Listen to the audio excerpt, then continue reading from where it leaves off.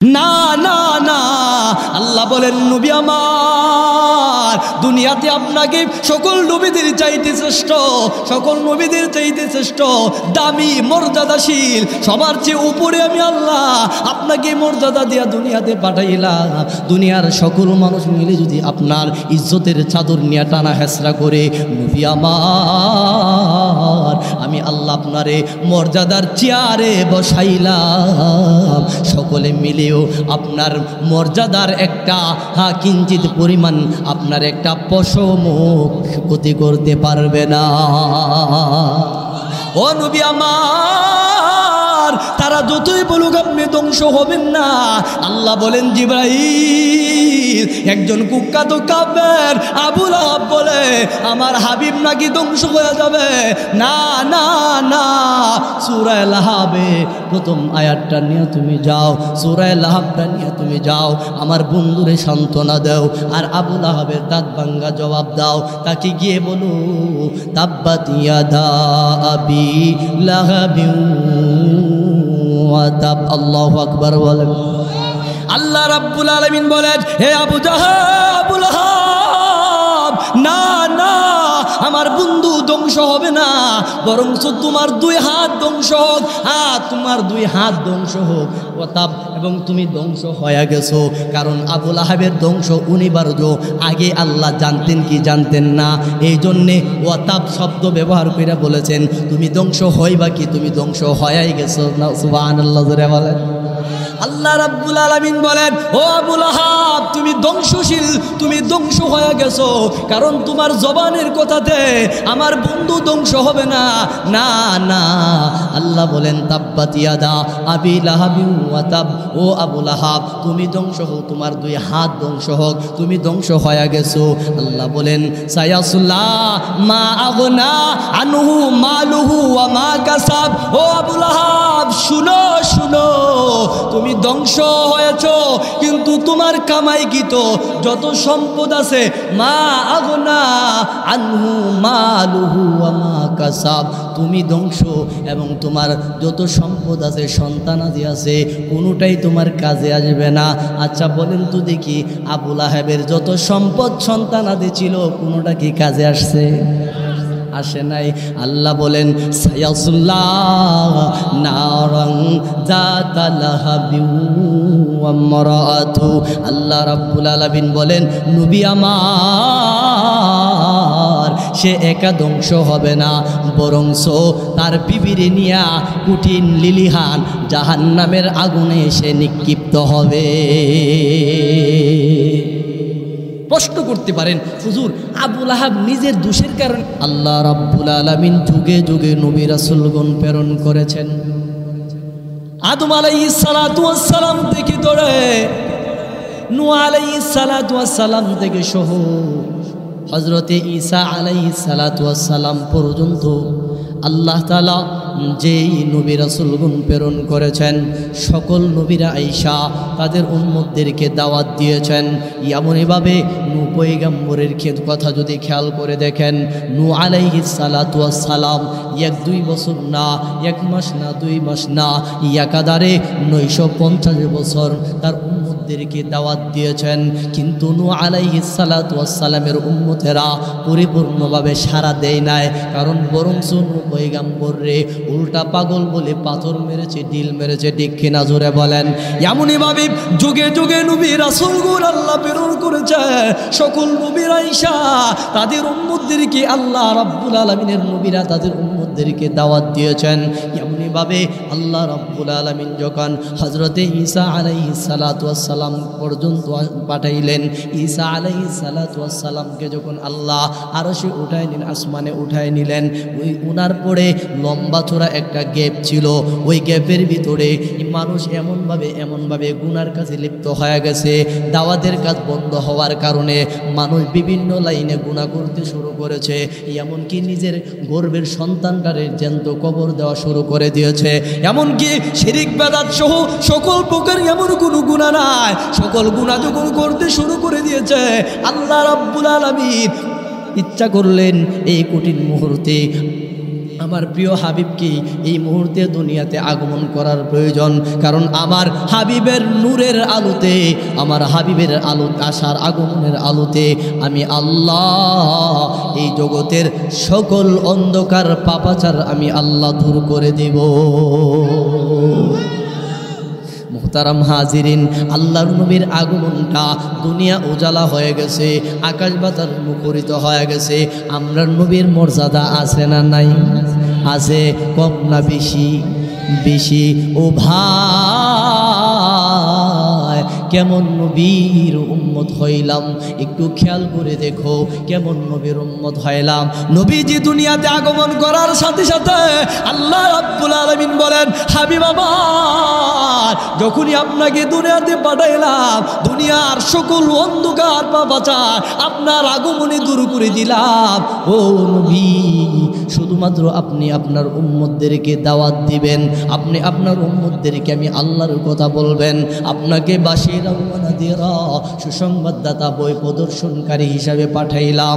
মুহতারাম হাজিরিন, আল্লাহ রাব্বুল আলামিন আমার আপনার নবীকে যখন দুনিয়াতে পাঠাইলেন, নবীজির জন্ম যখন হয়ে গেল, নবীজি যখন শুভ আগমন করলেন, ছোট থেকে প্রাপ্তবয়স্ক পর্যন্ত, এমনকি নবুয়ত প্রাপ্ত হওয়ার আগ পর্যন্ত সকল মক্কার কাফের বেদিনরাও আমার আপনার নবীরে মহব্বত করত, ভালোবাসত, এমনকি বিশ্বাস করে কাফেরদের সকল সম্পদ নবীর হাতে আমানত রাখত। সুবহানাল্লাহ।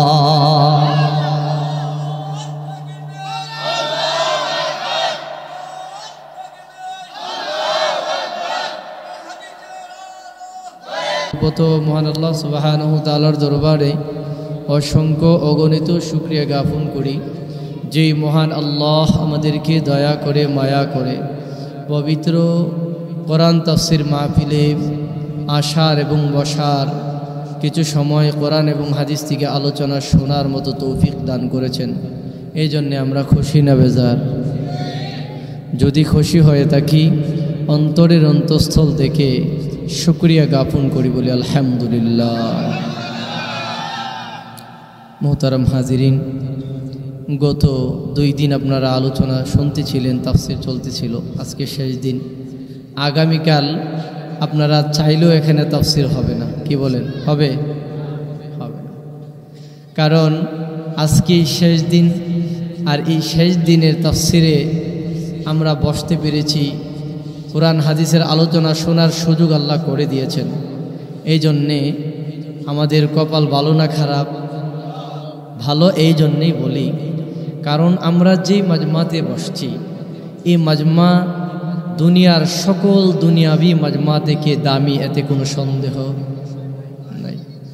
কারণ যেখানে কোরআন এবং হাদিসের আলোচনা চলে, যেখানে আল্লাহ এবং আল্লাহর রাসূলের কথা বলা হয়, শোনা হয়, সেই মাজলিস দুনিয়ার সকল মাজলিস থেকে দামি, এতে কোনো সন্দেহ। আর আল্লাহর রাসূল সাল্লাল্লাহু আলাইহি সাল্লাম বলেছেন, যদি কোনো আমার উম্মত এই কোরআন এবং হাদিসের মাজমাতে অল্প সময় বসে, যতক্ষণ বসা থাকবে ততক্ষণ তাদের আমল নামায় আল্লাহ নেক লিখতে থাকবে। তাইলে আমরার এই বাজারে মানুষ কি প্রতিদিন এমনই হয় না আরও বেশি হয়? জোরে বলেন, বেশি। এরপরে এখনও বাজারে চাষটলে যদি আপনি ঘুরেন, দেখতে পাবেন এর চেয়ে ডাবল মানুষ দোকানপাটে বসা। এখন দোকানে বৈশা ওনারা বলতেছে, হুজুর তো ওয়াজ করতেছে, আমরা দোকানে বৈশা বৈশা শুনতেছি, ওইখানে যায়া চাটার মধ্যে বৈশা কষ্ট করে ফ্লোরের ঠান্ডার চেয়ে দোকানে টেবিলের মধ্যে বৈশা আরামসে চাও খাওয়া যাইব, মাঝে মধ্যে টানও দেওয়া যাইব, ওয়াজও শোনা যাইব। এখন চাটার মধ্যে না বৈশা দোকানে বৈশাই শুনি। আচ্ছা বলেন তো দেখি, আপনারা যারা এখানে বসে ওয়াজ শুনতেছেন, আপনারা যে পরিমাণ কথার আগাগোড়া পুরাটা বোঝার চেষ্টা করবেন বা বুঝবেন, দোকানে যারা বৈশা ওয়াজ শোনার ইচ্ছা করছে তারা কি আপনাদের মতো ক্লিয়ারলি বুঝবে? বুঝবে না। যদি আগা বুঝে গুড়ি বুঝবে না, যদি কথার গুড়ি বুঝে আগা বুঝবে না। বলে হুজুর মাইকের আওয়াজ তো তাদের জন্য বন্ধ থাকবে না, তাইলে বুঝবে না কেন? কারণ না বোঝার কারণ হলো একটা, কারণ দোকানপাটে দেখবেন তো একজন বসা থাকে না, বিভিন্ন মতের বিভিন্ন মানুষ বসা থাকে। দেখবেন আপনি চুপচাপ বসা থাকতে চাইলেও সাথীরা আপনারে দিবে না, যে কোনো একটা কথা আপনার সাথে বলবে, ওই দিক দিয়ে হুজুরের মূল্যবান কথাগুলি ছুটে যাবে। আগা বুঝছে ঘুরি বুঝছে না, অর্ধেক বুঝ নিয়ে সমাজে মায়ের মোড়া ছাড়া উপায়। বলে হুজুর কেমনে, এটা আবার কোন ধরনের কথা? কথা আগা বুঝলে ঘুরি, না বুঝলে মায়ের আবার কেমনে, বিপদ আবার কেমনে। এখন ছোট্ট একটা উদাহরণ দিলে কষ্ট হবে আপনাদের। দেখবেন তো কিছু ভাইয়েরা আছে বাড়ির থেকে রওনা দেয় যে ওয়াজ শুনবো, রাস্তার মধ্যে আইসা চাষটলে দেখে তার বন্ধু বসা, বন্ধু দেখে কয় দোস্ত কই যাও? ও ওয়াজে যায়। বাড়ি যাইবই তো, বস আসো দিকে একটু চাটা পান করি, আর ওয়াজের আওয়াজটা এখানেই তো শোনা যায়। এই যে ডাক দিয়ে দোকানে বসায় দিছে, এই দোস্তরে আটকায় দিছে। এই দোস্ত দোকানে বৈশা ওয়াজ শুনতেছে, হুজুর বলতেছে লা তাকরাবুস সালাহ, তোমরা নামাজের কাছে যায় না। আচ্ছা বলেন তো দেখি, এখন হুজুর এই কথাটা কেন বলছে? এটার পিছনে অন্য কথা আছে না নাই? হুজুর বলতেছে লা তাকরাবুস সালাহ, কোরআনের আয়াত, যে তোমরা নামাজের কাছে যায় না। এখন এরপরে বলতেছে কোন কারণে নামাজের কাছে যায় না? আনতুম সুকারা, নাপাকি অবস্থায়। এখন যে হুজুর যে নাপাকি অবস্থার কথাটা বলছে, সে শুধু ওই প্রথমটাই শুনছে যে লা তাকরাবুস সালাহ, তোমরা নামাজের কাছেও যায় না, শেষের কথাটা সে বুঝে নাই, বন্ধুর কথার ধ্যানের মধ্যে পড়ছে। এখন এই কথা শুনছে। এখন আরেকটা কথা হুজুরে বলছে যে মানুষ যদি তায়াম্মুম করে, মাটি দ্বারা তায়াম্মুম কইরা নামাজ থেকে ধরে সব ইবাদত করতে পারবে। এখন তায়াম্মুম কোন মানুষের জন্য ফরজ, কোন মানুষের জন্য জায়েজ, এটার কারণ আছে না নাই? আছে। ডাক্তার বলছে আপনি যদি পানি লাগান, ঠান্ডা লাগার কারণে আপনার মৃত্যু হইতে পারে, শ্বাসকষ্ট বেড়ে যাইতে পারে, তাইলে আপনার মৃত্যুর কারণ হতে পারে। অতএব যতদিন শ্বাসকষ্ট আপনার রিগেলে না যাবে, জায়গায় না যাবে, ততদিন পর্যন্ত আপনি পানি লাগাবেন না। অতএব এমন এই কথা বলছে, আপনার গা অথবা আপনার হাতে প্লাস্টার, আপনি যদি পানি লাগান প্লাস্টার নষ্ট হয়ে যাবে। যতদিন প্লাস্টার থাকবে ততদিন হাতে এইভাবে মাসাহ করে নেবেন, পানি লাগাবেন না। যেই কোনো কারণে তায়াম্মুমের কথা হুজুর বইলা দিছে। এখন কারণ না শুই না বেচারা মনে করছে মাটি দেয়া, মাটির মধ্যে হাত মাইরা তায়াম্মুম করলে ইবাদত করে নামাজ পড়া যাইব, কোরআন তেলাওয়াত করা যাইব। আচ্ছা বলেন তো দেখি, সে কি পুরা কথা বুঝছে? বুঝছে না, কারণ আর বুঝে নাই। এখন দুই কথা পাইছে। একটা কথা হইলো তোমরা নামাজের কাছে যায় না, আর একটা কথা হইলো হুজুর বলছে যে উজু পানি লাগতো না, উজু যদি তুমি তায়াম্মুম করো মাটি দ্বারা, তাহলে উজুর প্রয়োজন নাই, এমনিতেই নামাজ পড়তে পারবা। এখন দুই কথা, একটা আগা বুঝছে আর একটা গুড়ি বুঝছে, একটার গুড়ি বুঝছে না আর একটার আগা বুঝছে না, দুইটা নিয়া সে বাড়িতে গেছে। ওয়াজ শুই না বাড়িতে যায়, শেষ মুহূর্তে রাত্র বাজে 3টা। এখন বেচারা ঘরে গিয়া দেখে বিবি সাহেব ঘুমে, ওই দিক দিয়া বেচারা বলতেছে ওয়াজে তো শুনছি তাহাজ্জুদের নামাজ পড়লে আল্লাহর নিকটতম বান্দা হওয়া যায়। কারণ আজকে যেহেতু সজাগ আছি, তাহাজ্জুদের নামাজটাই পড়া লাই। আর রাত্র যেহেতু ঠান্ডা বেশি, পানির প্রয়োজন নাই, মাটিতে হাত মেরা তায়াম্মুম কইরা আজকে নামাজটা পড়া নেই। এখন বেচারা তায়াম্মুম করবো, এখন এর জন্য তায়াম্মুম জায়েজ না। বুঝার ভুলের কারণে সে কি করছে, মাটি দিয়া তায়াম্মুম করবে ইচ্ছা করছে। এখন ঘরের ভিতরে ফ্লোর করা মাটি পাইব কই, এখন দৌড়ায় গেছে রান্নাঘরের ভিতরে। গ্রাম অঞ্চলে দেখবেন তো রান্নাঘর, শহর অঞ্চলে গ্যাসের লাইন থাকার কারণে নিচে ফ্লোর করা থাকে, মাটি পাওয়া যায় না। গ্রাম অঞ্চলে দেখবেন রান্নাঘর যেখানে মাটির চুলা হয়, সেখানে দেখুন তো নিচে ফ্লোরটা মাটি থাকে, পাকা করা হয় না। রাতের অন্ধকারে বেটা কি করছে, মাটি তালাশে 2 হাত গিয়ে মারছে, মাটির তালাশ কইরা হাত দিছে মাটির উদ্দেশ্যে, কিন্তু হাত মাটিতে না পইরা এই যে বিবি সাহেব এশারের সময় 2 পাতিল তরকারি শেষ কইরা পাতিল ধৌত কইরা মাটির চুলার উপর যেভাবে উল্টায় রেখে দিছে, পাতিলের নিচে কালি না সাদা কালি। এখন অন্ধকারে কিছু দেখছে না, 2 হাত গিয়া কালির মধ্যে উঠছে। এখন এই হাত বেচারা মুখে মারছে, হাতে দিছে। এখন মুখে মাইরা যখন ঘরে আসছে, বিবি সাহেব হঠাৎ করে ঘুম ভাঙছে, তাকায় দেখে কিবার নবীর সাহাবিরা এমন হয়েছে যে নবীর অনুসরণ করার কারণে তাদেরকে বাড়িঘর ছাড়তে বাধ্য হয়েছে, এমনকি পরনের কাপড় চোপড় সহ খুলা রাইখা তাদেরকে ঘাড় ধরে বাহির করে দিচ্ছে। আল্লাহর নবী হুজরা শরীফ থেকে বাহির হইলেন। নবীজি হুজরা থেকে বাহির হয়া হঠাৎ করে দেখতে পাইলেন একজন সাহাবী এক টুকরা কাপড় তার লজ্জাস্থান ডাইকা এমনভাবে সংকীর্ণ হয়া নবীর ঘরের দরওয়াজার সামনে বসা। মায়ার নবী হঠাৎ কইরা দরজা খুইলা দেখে কে যেন বৈশা রইছে। বলে তুমি কে? এমন সময় ওই আব্দুল্লাহ একজন সাহাবী নতুন ঈমান গ্রহণ করেছে। ওই সাহাবী বলেন ইয়া রাসূলুল্লাহ, আমি আপনার ওই সাহাবী যার নাম ছিল আব্দুল উজ্জা। আমি আব্দুল উজ্জা গত কিছুদিন আগে আপনার হাতে হাত রেখে ঈমান গ্রহণ করেছি। ওগো মায়ার নবী, এই মুহূর্তে আপনার সামনে আসলাম।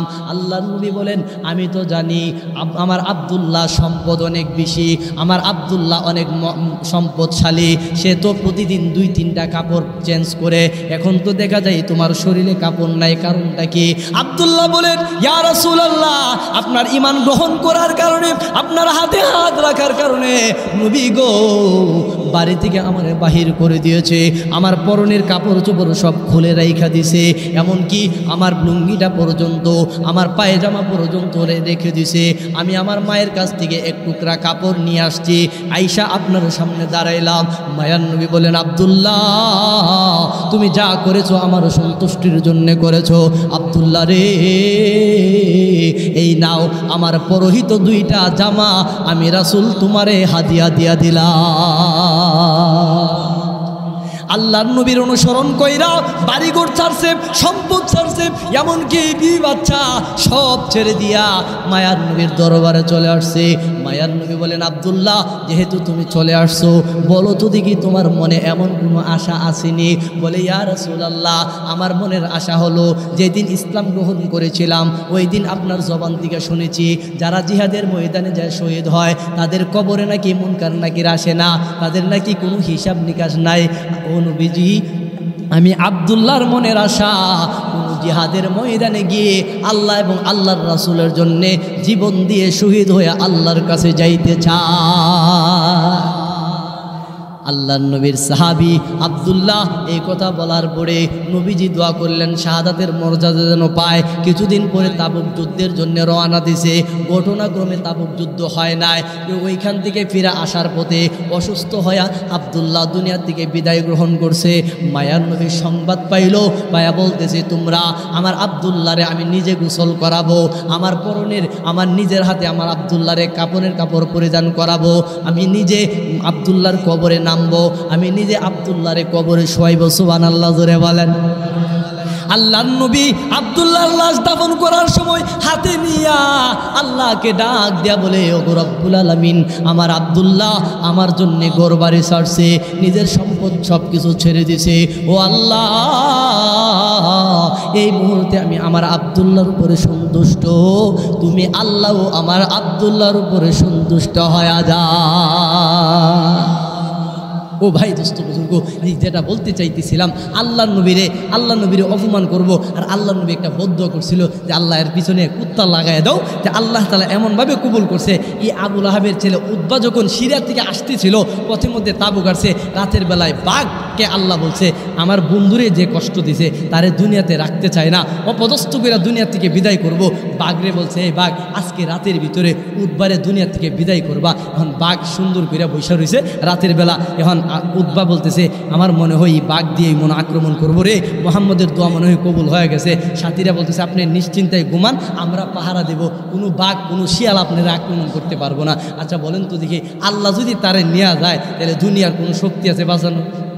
নাই। এখন বেচারা যখন রাতের বেলা ঘুমায় না, বলে আপনারে এই যে বস্তাবন্দি মাল আছে সব বস্তা একত্রিত করে উপরে জায়গা করছে আর আমরা নিচে আছি, আপনি উপরে ঘুমান, শিয়াল বাঘ যেটাই বললেন আপনারা আক্রমণ করতে পারবে না। এখন বাঘ তো বসে রয়েছে, বলতেছে তোমরা যেখানেই বসাও যারেই বসাও, কিন্তু আমি আজকে আল্লাহর পক্ষ থেকে আসছি তারে নিয়েই যাবো, দুনিয়ার কোনো শক্তি আটকাইতে পারবে। উতবা ঘুমাইছে, রাতের বেলা যখন ঘুমাইছে এখন বাঘ প্রথম ঢুকছে, ঢুইখা গ্রান নিতেছে, কারণ বাঘের নাকে মানুষের গ্রান থাকলে মানুষের গ্রান কিভাবে নেই, বাঘের নাকের মধ্যে আল্লাহ কুদরতিভাবে একটা মেশিন ফিট করে দিয়েছিল। আল্লাহ বলছে সাবধান, যে অপরাধী হেরে ধরিস, কিন্তু অপরাধ যারা করছে না হেরে কিন্তু ধরিস না।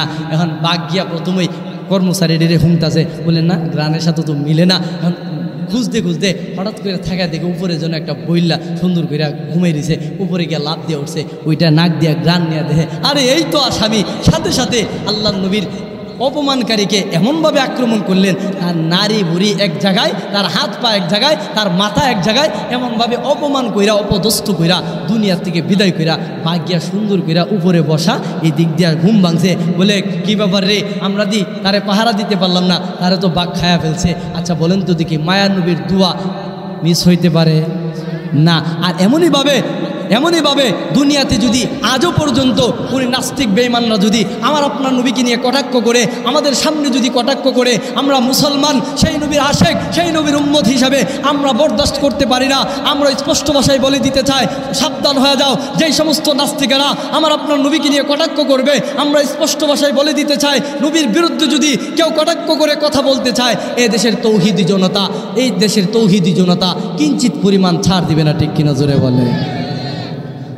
যেটা বলতে চাইতেছিলাম, আল্লাহ তাআলা তার নবীকে নবীর নবুয়তের সাক্ষী দেওয়ার জন্যে আর কাফেরদের দাঁত ভাঙ্গা জবাব দেওয়ার জন্যে আমার তেলাওয়াতকৃত আয়াত সূরা লাহাব নাজিল করছে। তাব্বাত ইয়াদা আবি লাহাবি ওয়াতাব, আবু লাহাব তুমি ধ্বংস হও, তোমার হাত দুইটা ধ্বংস হোক, তুমি ধ্বংস হয়ে গেছো। মা আগনা আনহু মালুহু ওয়া মা কাসাব, তোমার সম্পদ সম্পত্তি ধন সম্পত্তি কোনোটাই কাজে আসবে না। কারণ নবী যখন বলতো কবরে গেলে আযাব জ্বলবো, সাপে কামড়াইব, তখন আবু লাহাব বলতো যে আমার সম্পদ দিয়া সাপরে পিছাই দিমু, সাপরে হত্যা করে ফেলুম। তখন আল্লাহ বলছিল মা আগনা আনহু মালুহু ওয়া মা কাসাব, কোনোটাই কবরে কাজে আসতো না, আখেরাতে কাজে আসতো না, সম্পদও না, তোমার সন্তান দিও না। খেয়াল করে দেখেন, তার দুই ছেলেরে বাঘে খাইছে আর সে নিজেও বসন্ত হইয়া এমনভাবে শরীর পচছে, শেষ মুহূর্তে পাথর দিয়া আঘাত করতে করতে মাটির মধ্যে নিয়ে পৌঁছা দিয়েছে। নাউজুবিল্লাহ।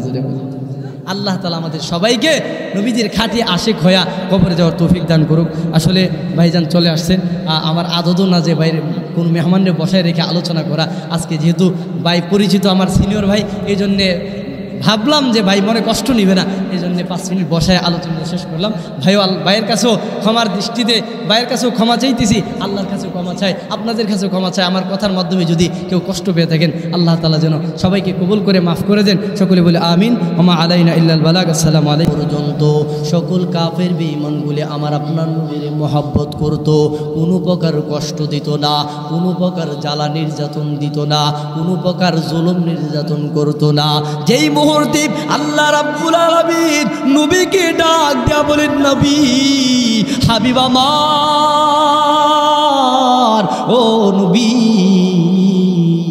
এই মুহূর্তে আপনি প্রকাশ্যে দাওয়াত দিতে শুরু করেন, আপনার আপনজনদের কাছে দাওয়াত প্রদান করুন। আল্লাহর নবী মুহাম্মদুর রাসূলুল্লাহ সাল্লাল্লাহু আলাইহি ওয়াসাল্লাম যেই মুহূর্তে পাহাড়ের চূড়ায় উঠলেন, পাহাড়ের চূড়ায় উইটা তার সম্প্রদায়ের লোকদেরকে ডাক দেয়া বলে, হে আমার সম্প্রদায়ের লোকেরা, হে আমার বংশের লোকেরা, শুনো, এই মুহূর্তে আমি মুহাম্মদ তোমাদের চাইতে উঁচু পাহাড়ে দাঁড়াইলাম। এই মুহূর্তে আমি যদি বলি ওই পাহাড়ের আড়াল থেকে একদল শত্রু বাহিনী তোমাদের উপরে আক্রমণ করবে, তোমরা কি আমার কথা বিশ্বাস করবে? আমি মুহাম্মদের কথা কি তোমরা মানবা, বিশ্বাস করবা? এমন সময় সকল কওমের সম্প্রদায়ের লোকেরা এক বাক্যে ডাক দেয়া বলে, মুহাম্মদ জন্মের পর থেকে কোনোদিন তোমার জবান দিয়া মিথ্যার কথা আমি শুনি নাই, মিথ্যা কথা আমরা কোনোদিন শুনি নাই। এই জন্যে তোমাকে আল আমিন উপাধি দিয়েছিলাম।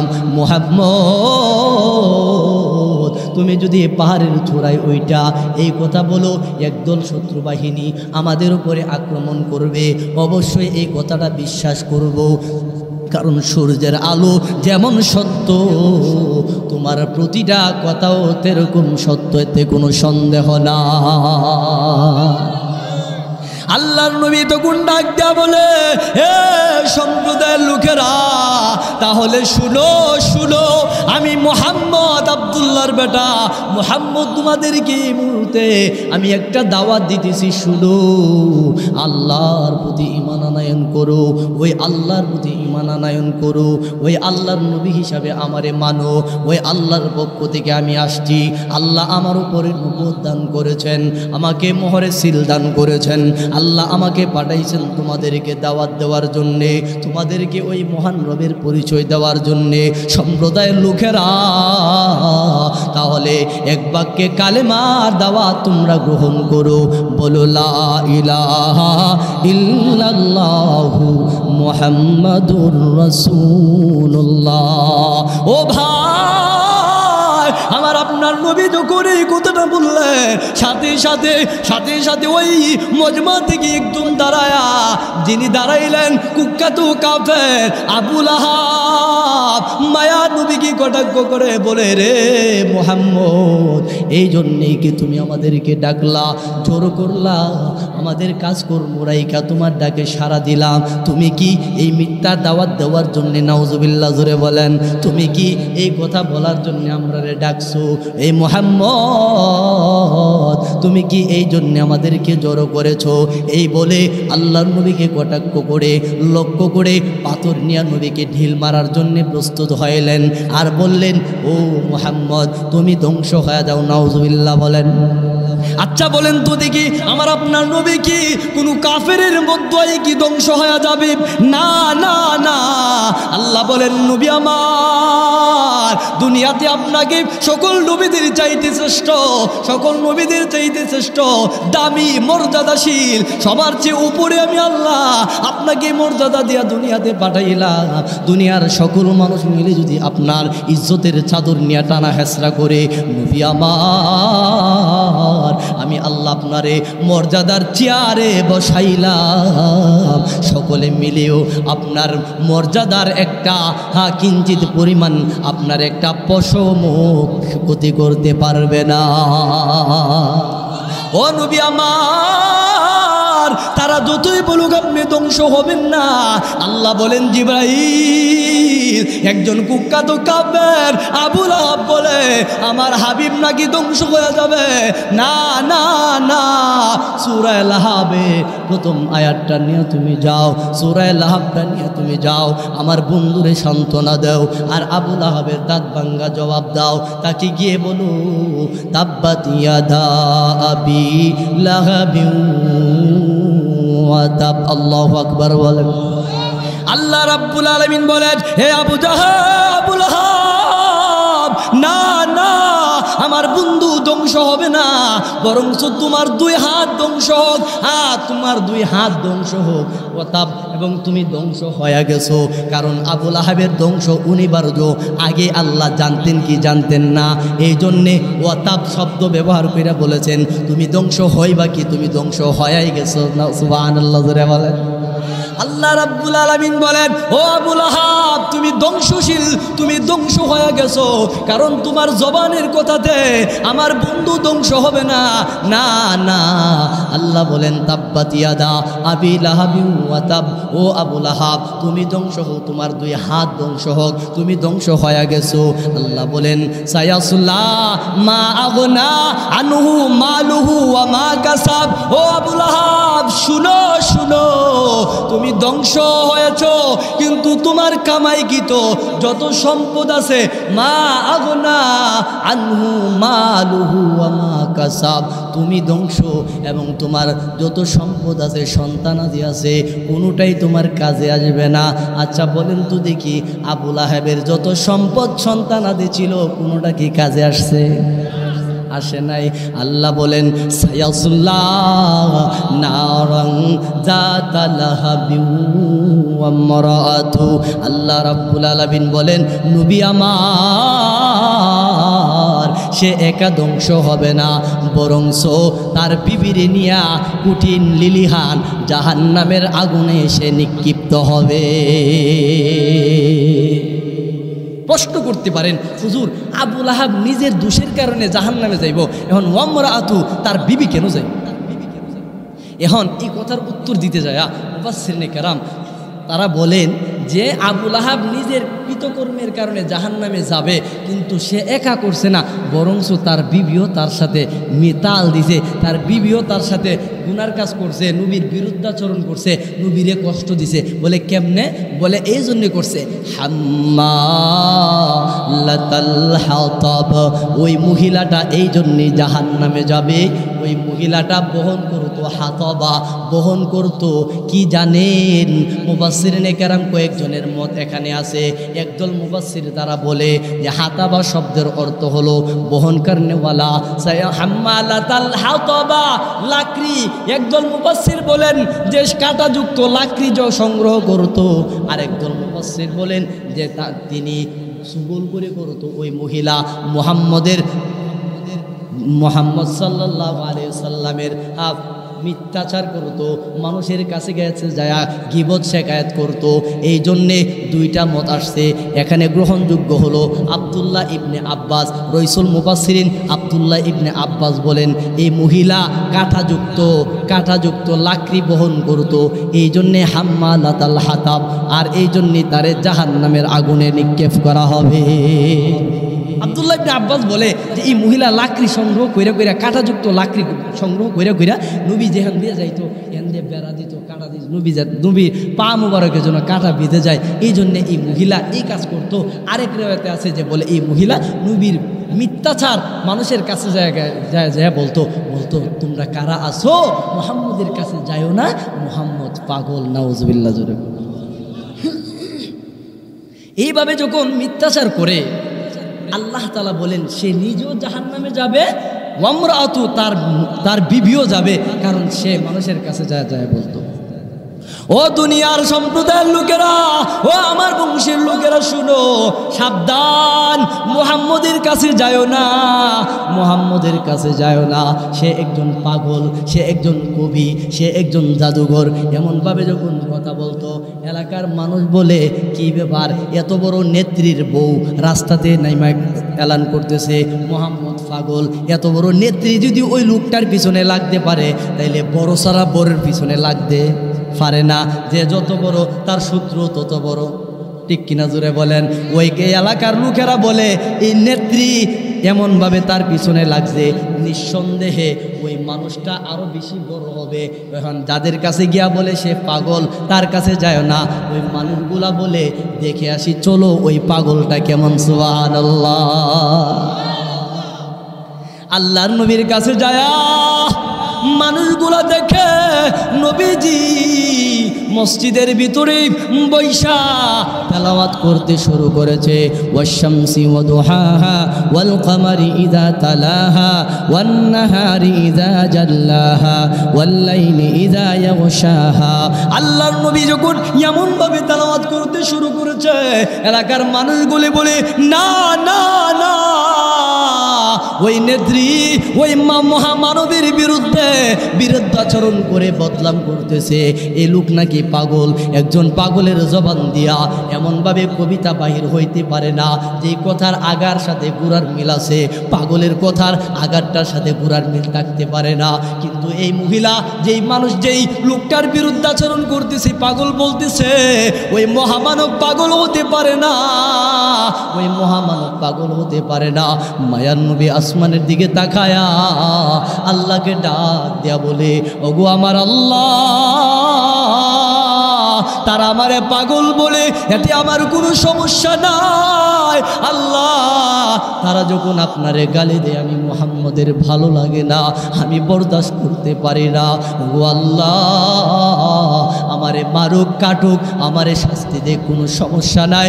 আল্লাহ তারা যেন তোমারে গালি দিলে কি শাস্তি হয় আল্লাহ তুমি তাদের একটা জবাব দিয়া দাও।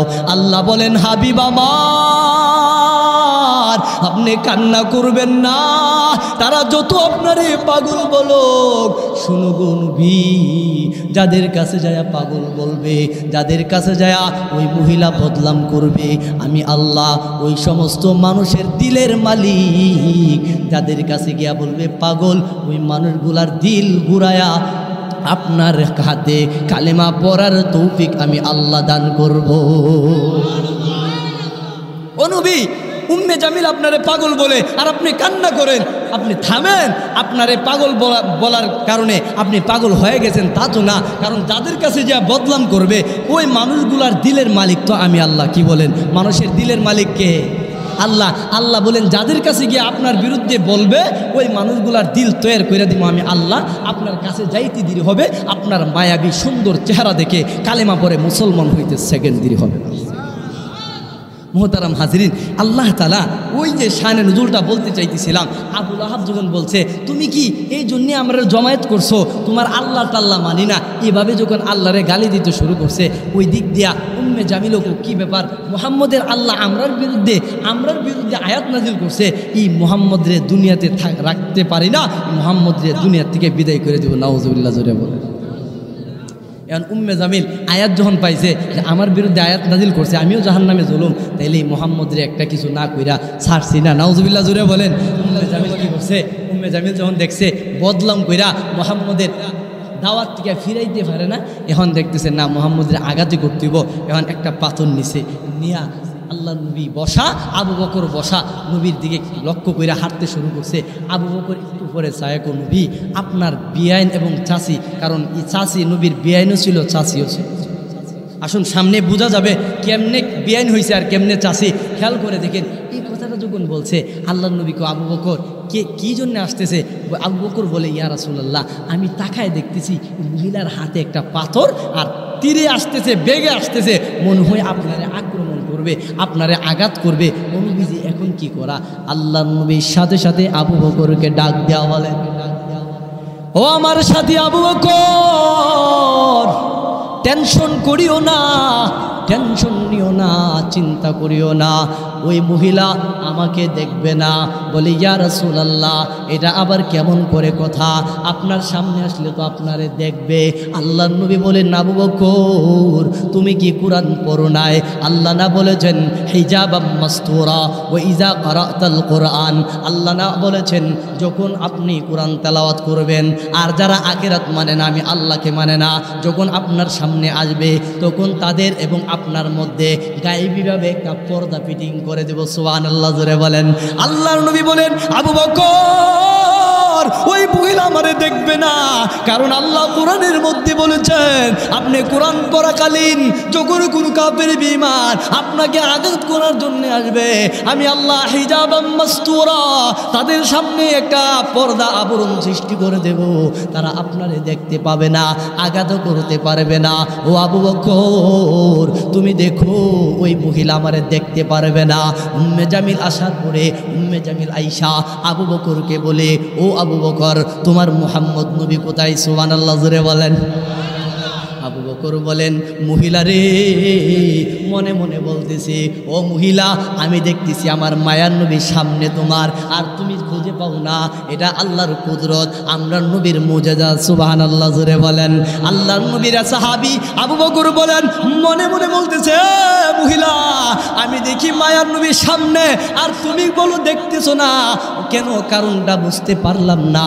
আল্লাহর নবী যে আয়াত শোনায় দিছে, আল্লাহ তো কোরআনের মধ্যে বলছে তোমরা হাজারো কাফেররা মিলেও যদি মুহাম্মদকে হত্যা করার জন্য আসো, আমার আল্লাহ তোমাদের সামনে গায়বীভাবে পর্দার ব্যবস্থা করে দিবে।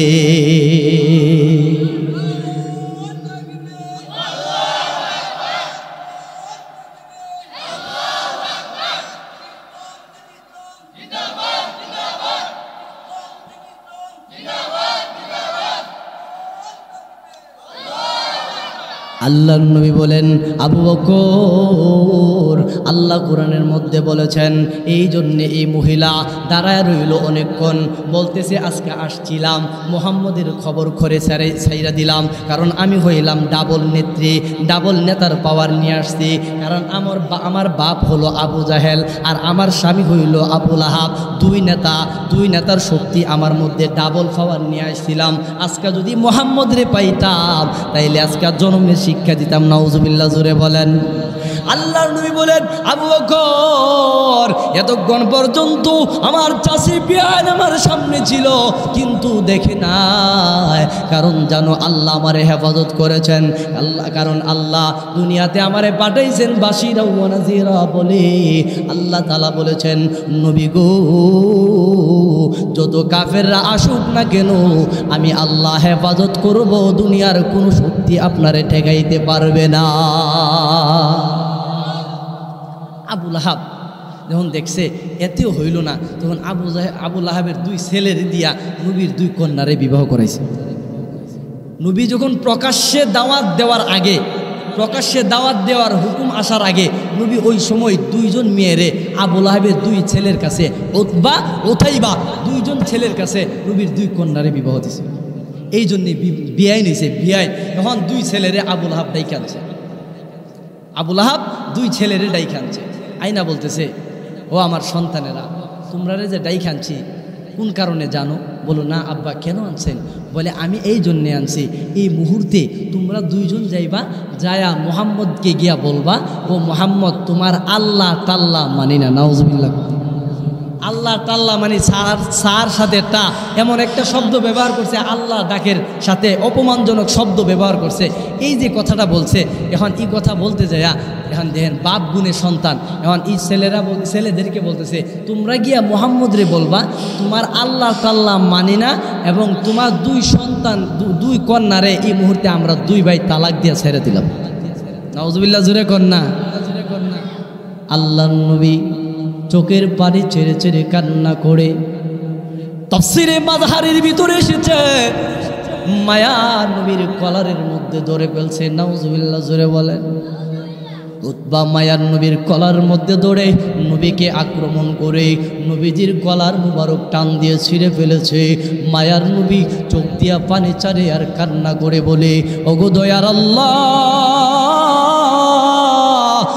আমি দুনিয়াতে, আমাকে দুনিয়াতে তুমি পাঠাইলা দাওয়াত দেওয়ার জন্যে, আর মানুষ আমারে কতভাবে আক্রমণ করেছে, কত জুলুম নির্যাতন করেছে, আমার শরীর থেকে রক্ত জড়াইছে। আল্লাহ, এতে আমার কোনো কষ্ট নাই, আমার মনে কোনো ব্যথা নাই। আল্লাহ, আমার সামনে যখন তুমি আল্লাহরে গালি দেয়, আল্লাহ টাল্লা বলে গালি দেয়, কত বড় নিমক খারাপ, আল্লাহ আমি বরদাস্ত করতে পারি না। আল্লাহ তোমারে গালি দিবে, আমি মুহাম্মদ কেমনে বরদাস্ত করি? আমার আল্লাহ ডাক দিয়া বলে, ও আমার হাবিব, তুমি ধৈর্য ধারণ করো, কারণ তাদেরকে তো আমি আল্লাহ বানাইছি, তারা তো আমার বান্দা। ও মুহাম্মদ, এতে টেনশন করিও না, কারণ জানো তারা যত আমি আল্লাহরে গালি দেয়, আমি যতটুকুন কষ্ট পাই এর চেয়ে হাজার গুণ কষ্ট আমি পাই যখন মানুষ আপনারে গালি দেয়, আপনারে আঘাত করে। ও মায়ার নবী মুহাম্মদ, আপনি কষ্ট নেবেন না, আমি আল্লাহ আপনার সাথে আছি। মায়ার নবী বলেন, ও আল্লাহ, তোমার কাছে এই মুহূর্তে আমি বদদুয়া করতেছি, এই মুহূর্তে এই দুইটা কুকুর থেকে একটা কুকুরে তুমি ধ্বংস করে দাও, দুনিয়ার কুকুর তার পিছনে লীলা দাও। আল্লাহর নবী দোয়া করলে দোয়া কবুল হবে কি হবে না? মুহতারাম হাজিরিন, মায়ার নবীর জবান দিয়া দোয়া হোক বদদুয়া হোক, জবান দিয়া বাহির হইতে দেরি, সাথে সাথে মায়ার নবীর দোয়া কবুল হইতে সেকেন্ড ধীরে হয় না। আল্লাহ নবী দোয়া করলে বদদুয়া করলে কবুল হওয়ার দেরি নাই। খেয়াল করে দেখেন, হযরত উমর রাদিয়াল্লাহু তাআলা আনহু, আপনারা সবাই জানেন, তলোয়ার নিয়ে বাহির হয়েছিল আল্লাহ নবীর মাথা আনবে, জানেন না সবাই? শুধু বোঝানোর জন্য মায়ার নবীর দোয়াটা কেমনভাবে অ্যাকশন করে খেয়াল করে দেখেন। আল্লাহ নবীর মাথা নিয়ে যাইব, উমর তলোয়ার নিয়ে বাহির হয়েছিল। আর এর আগে আল্লাহ নবী দারুল আরকামের ভিতরে দোয়া করছিল, আয় আল্লাহ, আল্লাহুম্মা আইজিল উমরাইন, আয় আল্লাহ, দুইজন উমর আছে, দুইজন উমর থেকে তুমি একজন উমরে ইসলামের শক্তির জন্য তুমি কবুল করে নাও। সুবহানাল্লাহ। এর মধ্যে একজন উমর হইল উমর ইবনুল খাত্তাব, আর একজন হইল উমর ইবনুল হিসাম, যে হিসামের ছেলে আবু লাহাব, আবু জাহেল দুইজনের জন্য দোয়া করছিল, কিন্তু আল্লাহ কবুল করছে কার? উমর রে। খেয়াল করে দেখেন কেমনভাবে কবুল করছে। উমর রাদিয়াল্লাহু তাআলা আসছিলেন মায়ার নবীর মাথা নিবে, পথে মধ্যে শুনছে, এই উমর কোথায় যাও? যাইতেছি মুহাম্মদের মাথা আনতে যায়। বলে মাথা পরে আনো, গোর সামলাও, কারণ ঘরে গিয়া দেহ যারে মারতে যাইতেছো তার অনুসরণ তোমার ঘরের ভিতরে অভাব নাই। আল্লাহু আকবার বলেন। আল্লাহ নবীর সাহাবী হযরত উমর রাদিয়াল্লাহু তাআলা আনহু তখনও ইসলাম গ্রহণ করেন নাই। ওই পথিকের কথা শোনার পরে ঘরের ভিতরে ঢুকলেন। ঘরের ভিতরে গিয়ে দেখে কি যেন তেলাওয়াত করতেছে, কি যেন তেলাওয়াত শোনা যায়, সুন্দর করে কোরআন তেলাওয়াত করতেছে। মায়ার নবীর সাহাবী হযরত ওমর রাদিয়াল্লাহু তাআলা আনহু তখন ইসলাম গ্রহণ করেন নাই। ঘরের ভিতরে দরজায় যখন নক করলেন, দরজার আওয়াজ শোনার পরে ঘর থেকে আওয়াজ দিল, কে তুমি? বলে আমি উমর। তখন বোন আর বোনের জামাই দুইজন মিলে ইসলাম গ্রহণ করেছে। দুইজনের ভিতরে প্রকম্পিত হয়ে গেছে, না জানি এখন জানি কোন অবস্থা করে। তখন বোন ডাক দিয়া বলে, তুমি কেন এসেছো? উমর রাদিয়াল্লাহু তাআলা আনহু বলেন, শুনেছি তোমরা নাকি ইসলাম গ্রহণ করেছো, তোমরা এত বড় সাহস কোথায় পাইলা? দরজা খুলো। দরজা খোলার সাথে সাথে উমর রাদিয়াল্লাহু তাআলা আনহু ঘরের ভিতরে ঢুইকার সাথে সাথে বোন জামাইয়ের গালের মধ্যে এমন একটা তাপ্পড় দিছে, তাপ্পড় খায়া 2-3 হাত তফাত পড়ে গেছে। তখন বোন দাঁড়ায়া বলে, ও উমর ইবনুল খাত্তাব, শুনো, তুমি যেরকমভাবে খাত্তাবের ছেলে উমর, আমিও খাত্তাবের মেয়ে তোমার বোন। এই মুহূর্তে তুমি যে আমার স্বামীকে আঘাত করলা, শুনো, হাজারো আঘাত করতে পারো, হাজারো আঘাত করলেও কিঞ্চিত পরিমাণের জন্যে, কিঞ্চিত সময়ের জন্যে ওই দাওয়াতের পথ থেকে, ইসলামের পথ থেকে কিঞ্চিত পরিমাণ সরাইতে পারবা না। আল্লাহর নবীর সাহাবী ওমর রাদিয়াল্লাহু তাআলা আনহু সাথে সাথে বোনের গালে চোর মারলেন। কানের পর্দা ফাইটা গেছে, কিতাব প্রমাণ করে কানের পর্দা ফাইটা গেছে, কান দিয়া রক্ত বাহির হইতেছে, বোনের চোখ দিয়া পানি পড়ে আর বলে, এরে ভাই, তুমি যত আঘাত করো, খোদার কসম করে বলি, আমার মতো তুমি খাত্তাবের মেয়ে যদি 10টা আসে আর 10 বার যদি তোমার হাতে শহীদ হয়ে যায়, এরপরেও এই দিনের পর থেকে আমাদেরকে সরাইতে পারবা না। আর যিনারা তাদেরকে কোরআন শিখাইতেছিল, উনি একজন সাহাবী ছিলেন। ওই সাহাবীও উমরের ভয়ে দরওয়াজার আড়ালে গিয়ে বইসা রইছে। এই মুহূর্তে ওই লোকটা লুকায়া রইছে। ওই দিক দিয়া ওমর ইবনুল খাত্তাবের মেয়ে ওমরের বোন বলতেছে, ভাই রে, এই মুহূর্তে তুমি আমাকে যত আঘাত করো কোনো লাভ হবে না, কারণ ঈমান এনেছি আর ছাড়বো না। এই কথা বলার পরে ওমর রাদিয়াল্লাহু তাআলা বলেন, তাহলে তোমরা কি পড়ো, একটু তোমার হাতে কি একটু দেখি তো। তখন ওমর রাদিয়াল্লাহু তাআলার বোন বলতেছে, ভাই রে শোনো, ইন্নাহু লাকুরআনুন কারীম ফি কিতাবিম মাকনুন লা ইয়ামাসসুহু ইল্লাল মুতাহহারুন। ওমরের বোন বলতেছেন, ও ভাই, তুমি এখনো কাফের, তোমার শরীর পবিত্র, এই কোরআনের আয়াত স্পর্শ করতে গেলে পবিত্রতা ছাড়া হবে না, তুমি গোসল করে আসো। আল্লাহর নবীর দোয়া কেমন করে কবুল হয়েছে খেয়াল করে দেখেন। মায়ার নবীর দোয়া কবুল হয়ে গেছে। উমর বলে, আচ্ছা ঠিক আছে, গোসল করব। গোসল করে যখন তিনি বসলেন কোরআন শোনার জন্যে, এমন সময় কোরআন তেলাওয়াত করতে শুরু করেছে, ইয়াসিন ওয়াল কুরআনিল হাকিম ইন্নাকা লামিনাল মুরসালিন। এমন ভাবে যখন সূরা ইয়াসিন তেলাওয়াত করতে শুরু করেছে, এমন সময় উমরের চোখ দিয়া চোড়ার মতো পানি ছাড়তেছে। ডাক দিয়া বলে, বোন রে, বোন এবার থামো, আমারে ওই মুহাম্মদের দরবারে নিয়ে যাও। এত সুন্দর কোরআন তেলাওয়াত, আমার হৃদয়ে প্রকম্পিত শুরু হয়ে গেছে, কম্পমান সৃষ্টি হয়ে গেছে। নিঃসন্দেহে এই কিতাব আল্লাহর শ্রেষ্ঠ কিতাব, এতে কোনো সন্দেহ নাই। তোমরা আমাকে ধরে ওই মুহাম্মদের হাতে হাত রেখে ইসলাম গ্রহণ করার জন্য আমারে নিয়ে যা। ওই দিক দিয়া আল্লাহর নবীর একজন সাহাবী উমরের বোন জামাতা বোন রে কোরআন শিখাইতেছিল। উনি বাহির হয়ে আয়েশা বলতেছে, ও উমর, এখন আর আমার আর বই নাই, তবে শুনো, তোমার জন্য সুসংবাদ আছে। উমর বলে, কি সুসংবাদ? বলে, গতকাল রাতে দারুল আরকামের ভিতরে আল্লাহর নবী দোয়া করেছিলেন, ও আল্লাহ, উমরাইন, দুইজন উমরের মধ্যে একজন উমর রে আমার ইসলামের জন্য দাও। ও উমর, এখন বুঝতে পেরেছি মায়ার নবীর দোয়া তোমার জন্য আল্লাহ কবুল করে নিয়েছে। মুহতারাম হাজিরিন, আল্লাহর নবীর দোয়া কবুল হয়, এতে কোনো সন্দেহ নাই। এই জন্যে মায়ার নবী সকল নবীদের নবী, নবীকে কেউ কষ্ট দিলে এই দুনিয়াতে হোক পরকালে হোক, এই দুনিয়াতে যদি কেউ কষ্ট দিয়ে থাকে ওই মানুষটা লাঞ্ছিত হবে, অপদস্থ হবে, এতে কোনো সন্দেহ না। ওই যে খেয়াল করে দেখেন আল্লাহ নবীর সাহাবী হযরত উমর রাদিয়াল্লাহু তাআলা নবীর দুয়ার বরকতে ইসলাম গ্রহণ করে বলছে, এখন ইসলাম গ্রহণ করছে। ওই যে মনে আছে তো দুইজন ছেলেরে পাঠাইছিল মুহাম্মদের কাছে যে গিয়া বলবা তোমার আল্লাহ তাল্লাহ মানে না। এই যে দুইজন গিয়া বলছে, বলার পরে নবীরে কলার মুবারক ধরিয়া টান দিছে, মানে আঘাত করছে। আর আল্লাহ নবী দোয়া করছিল, আল্লাহ এই কুকুরটা দুনিয়ার কোনো কুকুর তার পিছনে লীলায়া দাও। আল্লাহ নবীর দোয়া আল্লাহ কবুল করছেন। খেয়াল করে দেখেন এই যে উতবা ব্যবসার কাজে সিরিয়া গেছে, সিরিয়াতে যাওয়ার পরে আসার পথে সন্ধ্যা হয়ে গেছে। তখন উতবা বলতেছে আজকে যেহেতু সন্ধ্যা হয়ে গেছে তাইলে আজকে যেহেতু সন্ধ্যা হয়ে গেছে সামনে আর আগাইতে চাই না, পথে তাবু গাইরা রাত্রটা এখানেই শেষ করতে চাই, রাত্রটা এখানেই জাগতে চাই। কারণ এই যে রাত্রের বেলায় যদি আমরা মাল টাল নিয়ে যদি সামনে আগাই ডাকাতের আক্রমণ হইতে পারে। উতবা কী করলো, এই পথে মধ্যেই রাস্তার কিনারে তাবু গাড়লে রাত্র হয়ে গেল।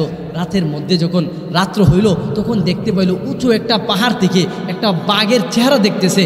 উতবা ভয়ে ভয়ে বলতেছে, ও আমার সাথীরা, মুহাম্মদ তো আমার বিরুদ্ধে বদদুয়া করছিল, মনে হয় মুহাম্মদ তো বলছিল আমার পিছে কুত্তা লাগাই দেওয়ার জন্যে, এখন তো দিয়ে বাঘ আমার পিছে, বাঘ দিয়ে আল্লাহ মনে হয় মুহাম্মদের আল্লাহ লাগাই দিছে, দেহ বাঘ আমার দিকে কেমনে তাকাই দিছে। সুবহানাল্লাহ জোরে। ও ভাই দোস্ত বুজুর্গ, আমরা নবীজি এত দামি একজন নবী, যেই নবীর সংস্রবে যারাই ছিল তারা দুনিয়াতেও সাকসেস, আখেরাতেও সাকসেস হয়ে গেছে। ঠিক কিনা জোরে বলে। আবু লাহাবের দুই ছেলে, আবু লাহাব যখন বলছে যে তুমি তোমার শ্বশুরের কাছে যাই কথা বলবা, এখন যদি না বলো দেখবা আমার সম্পত্তিকে উভয়জন কিন্তু একবারে মাহরুম হয়ে যাইবা, আমার এত বিশাল সম্পত্তি তোমরা দুইজনে কাউরে দেব না যদি আমার কথা না শোনো। এখন এই সন্তান যদি বাপের বিরুদ্ধে যায় কথা বলতো যে তোমার সম্পদ তোমার কথা না মানলে অবাধ্য হব, আর আমি আল্লাহর কথা না মানলে তো আরো বড় অবাধ্য হব। যদি সন্তান এই কথা বলতো যে তোমার সম্পদ